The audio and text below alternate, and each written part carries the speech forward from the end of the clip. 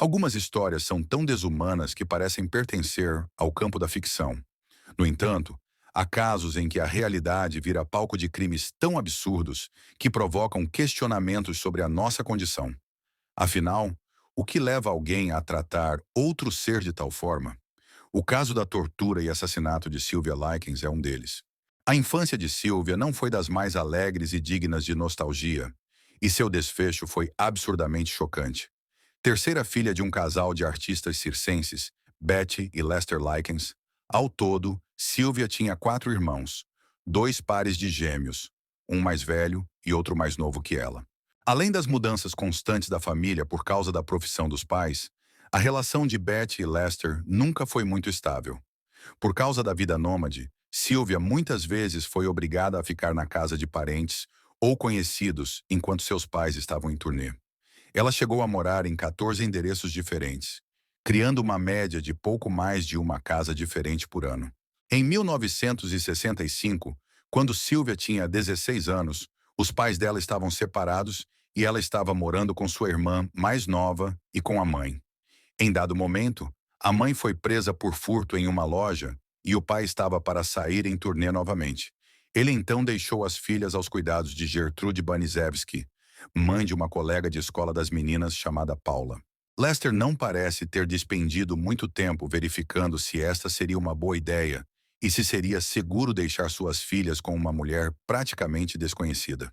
Gertrude já tinha 7 crianças e não tinha muito dinheiro, mas concordou em tomar conta das meninas Likens em troca de um pagamento semanal de US$ 20 americanos.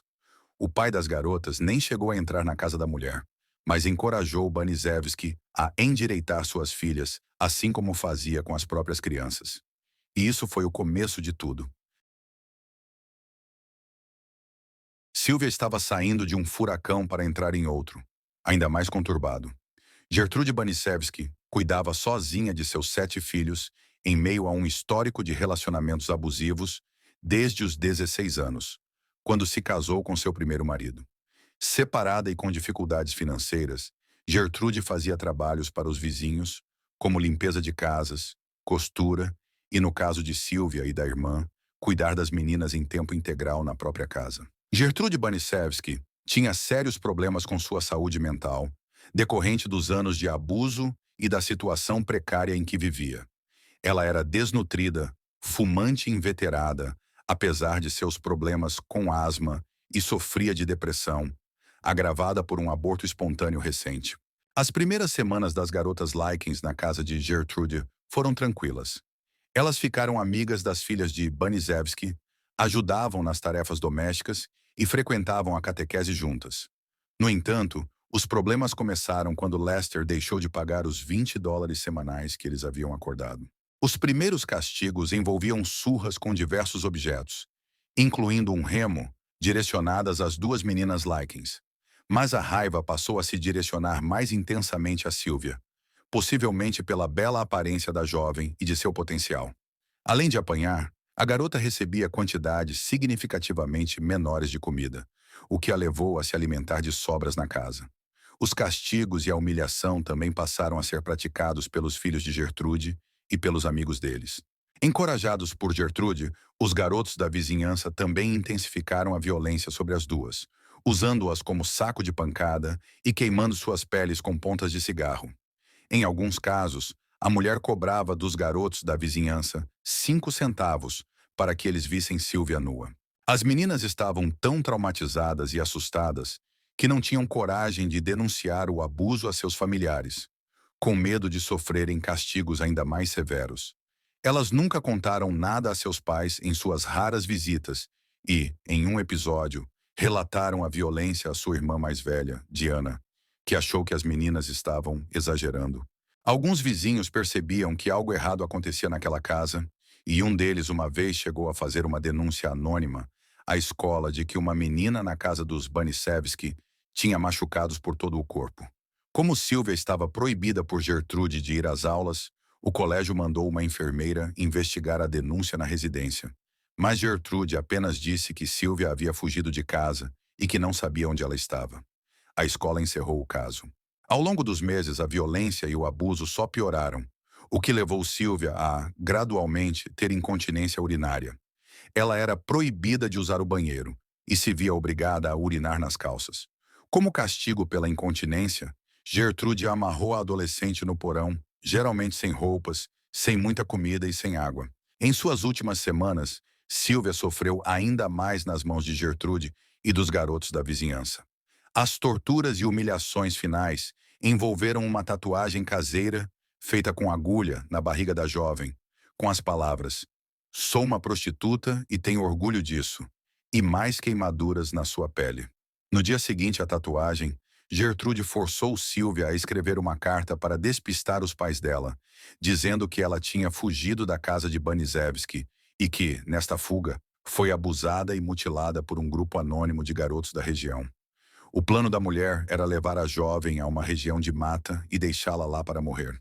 Poucos dias depois disso, mais precisamente em 26 de outubro de 1965, Sylvia já estava tão fraca, desnutrida, desidratada e profundamente machucada que não conseguia formular palavras ou se movimentar com o mínimo de precisão. Ela passara a madrugada anterior berrando e batendo as paredes do porão, em uma tentativa desesperada de chamar a atenção dos vizinhos. Sylvia estava incapaz de comer devido ao seu estado crítico. Como se isso não fosse o suficiente, os filhos de Banizewski passaram a tarde atormentando-a, inclusive dando um banho nela com uma mangueira de jardim. Isso fez com que a garota utilizasse seus últimos esforços para tentar fugir dali, o que foi respondido com um golpe em sua cabeça por Gertrude. Stephanie, filha de Gertrude, decidiu que daria um banho na jovem, mas antes mesmo que ela fosse retirada do porão, já não estava mais respirando. Stephanie foi a primeira a perceber isso e ainda tentou ressuscitar a garota por meio de respiração boca a boca, enquanto sua mãe gritava que a jovem estava fingindo a própria morte e a agredia com um livro. Ao final do dia, convencida de que Sylvia estava morta, Gertrude pediu que um dos garotos da vizinhança chamasse a polícia. Inicialmente, ela negou qualquer envolvimento no assassinato da jovem e, inclusive, apresentou a eles a carta que ela havia forjado na escrita da garota, sobre ter sido agredida por um grupo de jovens não identificados. Como se isso não fosse suficiente, ainda alegou que estava cuidando das feridas de Sylvia em uma tentativa desesperada de primeiros socorros. Ela e os filhos estavam alinhados na mesma narrativa e tentaram aliciar Jenny, a irmã de Sylvia, para corroborar com a história, prometendo tratá-la como um dos filhos de Banizewski, se ela fizesse isso. No começo, ela fez tudo exatamente como a família de assassinos havia instruído, mas depois sussurrou aos policiais: "Me tirem daqui que eu conto tudo." Foi o depoimento formal de Jenny que levou à prisão de Gertrude e de seus filhos Paula, Stephanie e John Jr., além de 2 garotos da vizinhança, Coy Hubbard e Richard Hobbs, como suspeitos do assassinato de Sylvia. Outras 5 crianças da região foram indiciadas por agressão física e abuso da garota.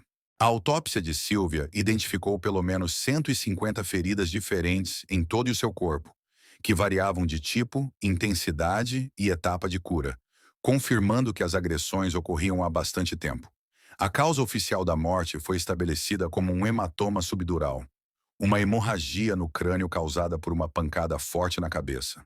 O choque causado pelas agressões severas e prolongadas em sua pele e a má nutrição foram listados como fatores que contribuíram com a sua morte. Stephanie foi liberada antes do julgamento por não haver provas suficientes de seu envolvimento no assassinato. Gertrude e seus filhos Paula e John Jr. e os vizinhos Richard Hobbs e Coy Hubbard foram a julgamento juntos em abril de 1966, 6 meses após o assassinato. Em seu testemunho no tribunal, Gertrude negou qualquer envolvimento na morte de Sylvia, passando a responsabilidade para os filhos e os garotos da vizinhança. O julgamento durou 17 dias e culminou com a sentença de prisão perpétua para Gertrude e Paula Banizewski. John Jr. e os 2 vizinhos receberam sentenças mais brandas, que variaram de 2 a 21 anos no reformatório de Indiana. O caso voltou a ser analisado em 1971, a pedido dos advogados de defesa, Paula se declarou culpada e reduziu sua sentença para um período de 2 a 20 anos. Gertrude foi novamente sentenciada à prisão perpétua. Em 1985, por bom comportamento, Gertrude recebeu liberdade condicional, passados 20 anos do crime. A notícia foi recebida com revolta pelos familiares de Likens e moradores locais. Mas ainda assim, Gertrude saiu da prisão, mudou-se para o estado de Iowa e continuou negando qualquer envolvimento na morte de Sylvia. Ela faleceu em 1990 de câncer de pulmão, aos 60 anos, 44 a mais do que Sylvia Likens teve a chance de viver.